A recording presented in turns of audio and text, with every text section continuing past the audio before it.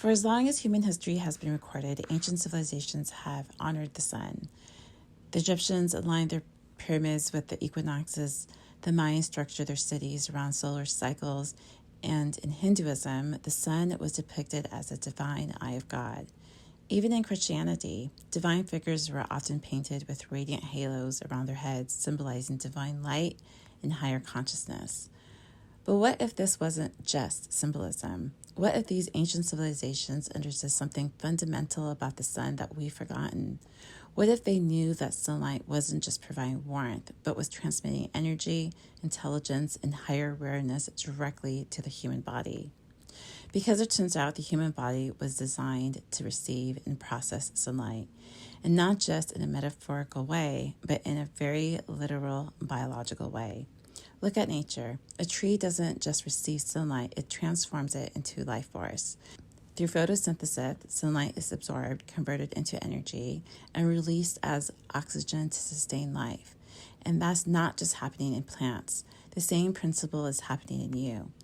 But instead of chlorophyll, the human body uses melanin. Melanin is a natural superconductor found in your skin, brain, and nervous system, and its primary function is to absorb sunlight and convert it into energy. When sunlight touches your skin, melanin captures that light and transforms it into bioenergy that fuels your body. In other words, you were designed to absorb sunlight and convert it into power, just like a tree. But it doesn't stop there. When sunlight enters your eyes, a portion of that light travels directly to your pineal gland, an organ in the center of your brain that ancient cultures refer to as the third eye. The pineal gland regulates your sleep, mood, and energy through serotonin and melatonin, but it also has another function. It produces DMT, a compound associated with vivid dreams, mystical experiences, and expanded state of consciousness. In other words, sunlight doesn't just power your physical body, it activates higher state of awareness. And melanin is a bridge that makes this possible. The more sunlight your body absorbs, the more energy you generate. The stronger your mental clarity becomes, and the more your consciousness expands. This is why people with higher concentration of melanin often feel a deep connection to sunlight. It's not just a preference, it's biology. Their bodies are built to convert light into energy on a higher scale. But the truth is, all humans have this ability. The more you consciously expose yourself to sunlight, the more your body, mind, and energy fields elevate. But here's where it gets interesting, because when you look at the ancient world, they weren't just obsessed with the sun, they were obsessed with light. The eye of Horus in Egypt, the Ajna chakra in Hinduism, the halo around divine figures in Christianity. All these symbols point to one truth: light is consciousness. And the sun is not just a light source, it's a transmitter of intelligence. Every beam of sunlight carries a biophoton, which are literal packets of light energy encoded with information. When your body absorbs that light, you're not just gaining warmth, you're gaining energy, clarity, and higher awareness.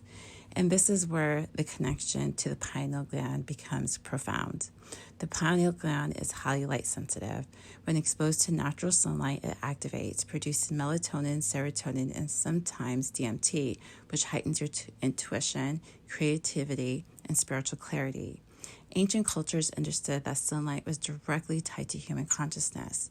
The more you received light, the more you elevated your consciousness. This is why sun glazing, sunrise rituals, and solar worship were common among ancient people. They knew sunlight was the key to higher state of being. But at some point in modern history, we were cut off from that knowledge. Society began encouraging us to stay indoors, avoid the sun, cover our skin, and replace natural light with artificial light. And without realizing it, we disconnected ourselves from the very source of life force and higher awareness. Artificial light doesn't carry biophotons. It doesn't stimulate the pineal gland.